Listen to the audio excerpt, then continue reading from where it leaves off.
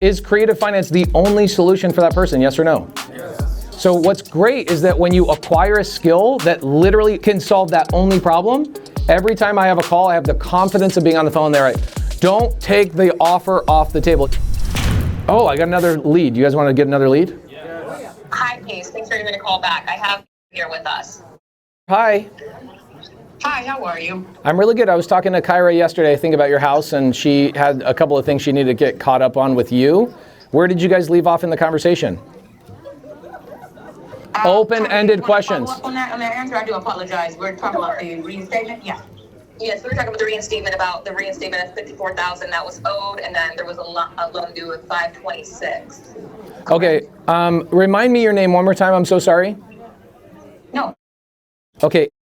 Awesome. So the first, we have a trustee sale February 6th as well. Okay, so we got a short time frame. Have you done a handful of things to kind of kick that trustee sale down the road in the last year or so?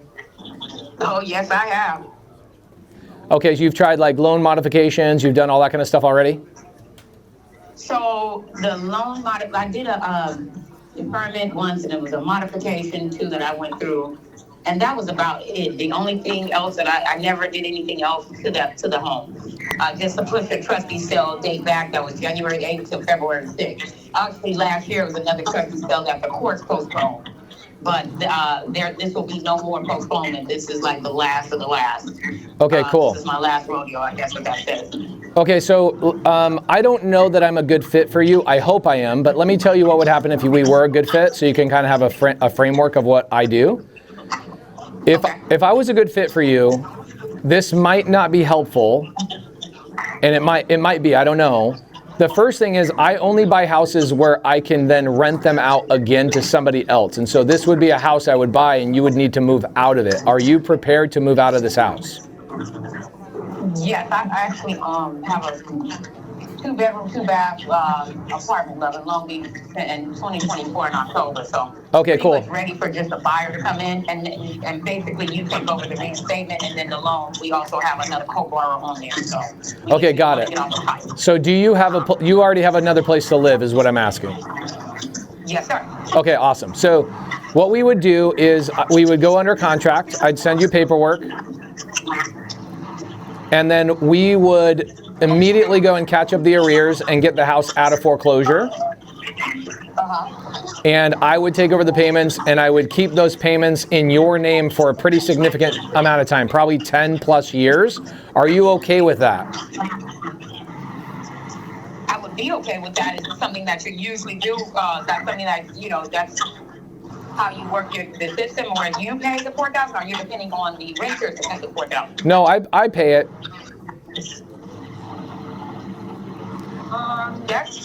That's cool. I've never had that offer happen. Offer just like that, but that's.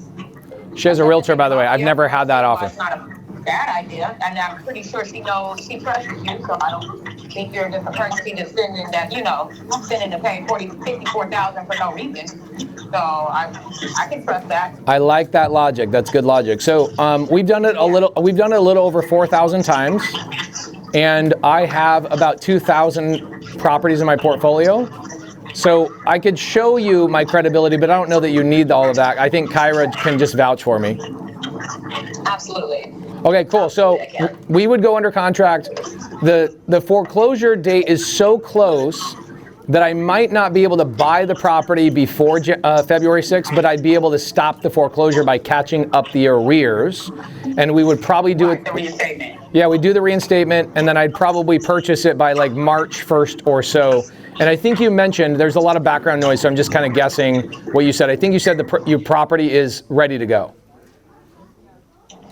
Now, as far as when you say ready to go, as in like me leaving, probably would need a good maybe 2-week clean out, because I have things in the garage, 37 years of that. Okay, no problem. But I've already, but that's it. But as far as bedrooms and things like that, I've taken care of that already about a year ago. Okay, cool. So you're currently in the property. I don't care if it's 2 weeks, 4 weeks, 6 weeks. You tell me what you need. We can make it happen.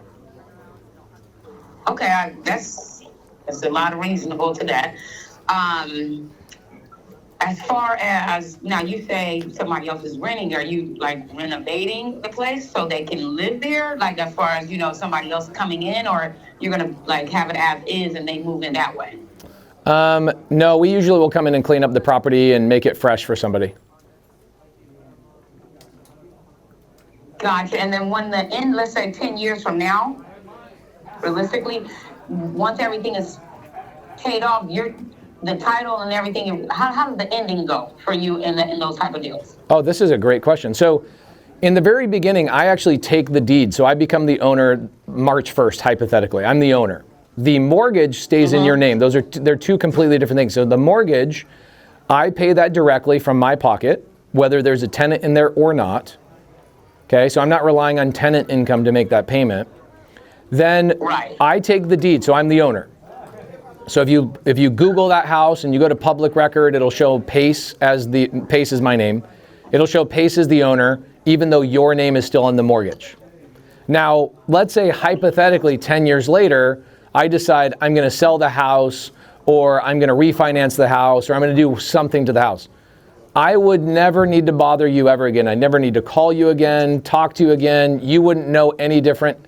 The only thing that you would notice about me owning the house and it still being in your name, the mortgage, is that your credit would be exceptional because I have made your payments for the last 3, 4, 5 years rebuilding your credit. Gotcha. And I guess Pace, wouldn't be wrong for me to ask, what is it in for you to do this? Get really rich. I mean, to be honest, here's what happens. So we know real estate doesn't ever go down, right? It might pull back a little bit, but overall, real estate is going to double every 10 years. So let's say I buy the house today. In 10 years, when I sell the property, that's when I get my payday. Nobody really makes significant cash flow and like pays their groceries off of cash flow. And the reason being is because, I'll give you a good example. I had a couple of properties this summer that had pools that need to be chipped out and replastered, and that cost me $60,000 to do that. I will not make $60,000 in cash flow on 15 properties to even cover those. So I've got to make my money somehow. I don't make it off cash flow really. I make my money all on waiting for the property to go up in value and then selling it at the appropriate time. So like right now would be a really bad time for me to sell my houses because the market's kind of slow, right? You're experiencing that. So I buy a house when things are slow. I sit around and I take the pill of patience and I wait around for 10 years and that house will go up in value $300,000, $400,000, $500,000, and that money is mine for bringing the value to you today. And then that means right after the payment is done, our name's off the mortgage, because I don't know if you know, again, that's with me and a co-bar. I have to actually talk this over too with the partner. Oh, of course, yeah.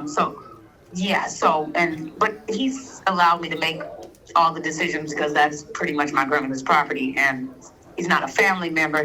He was just a person that helped me keep the home, right? Yes. So if I say thumbs up, he's gonna go thumbs up, right? Can I give you some homework to go talk to him about? Yes. Okay, so one of the things that people are going to be worried about having their name on the mortgage is they're going to say, well, number one, what happens if the payments aren't made? Right. Well, I guess we're back in the same situation we're in right now, aren't we? Right. Okay, so there's really nothing worse that could really happen. We're already at the end, we're at the worst case scenario currently right now, correct?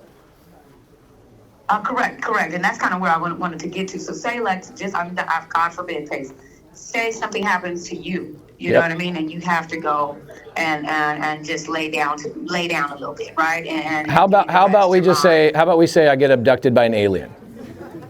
Right. There we go, right?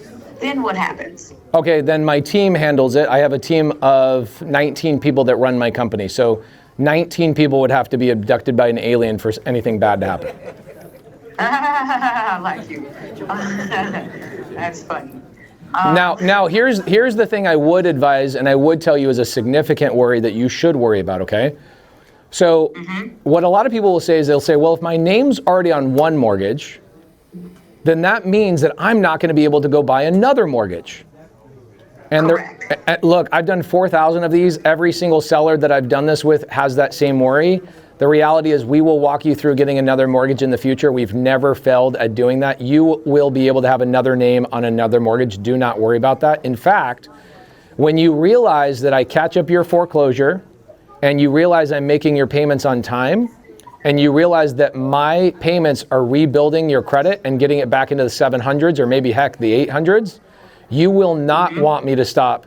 You will not want me to sell that house. You will want me to continue to make those payments and not sell that property, because it is a massive benefit for you to keep your name on the mortgage so that when you go apply for another mortgage, that mortgage company can go, okay, we see here in your history that you almost got foreclosed on, but you came in, you saved it, and you made payments for the last 2 years. This is awesome. Yes, we can approve you for another mortgage. Right. Make sense? Right. Yeah, it does make sense. Okay, so the reality is you don't want to take your name off the mortgage. That is a good way. I mean, I need to talk to my co-borrower, because that was initially 2 years ago when we started this. That was the process, right? Where the realtor promised, hey, we're going to get you in this home. You're going to help her. Yep. And a year later, we'll refinance it. Your name's on the title. And that's just not, that's, some realtors and lawyers are not really as truthful as they could be, right? Yeah, I've never ran into that. What? Well, I'm just joking. I run into it every day. I know you are. And in the probate situation, it gets even stickier, right? And so this is like a real conversation I need to sit down with someone and talk about. Totally get that. I just need to, yeah. Here's what I would do. I would talk to your co-borrower and just know that I'm here whenever you want to have another conversation. I can do it. I can talk to all of you guys all together. We can even do it on a Zoom so you can see what I look like and how I move my hands, and you know I'm not a crazy person.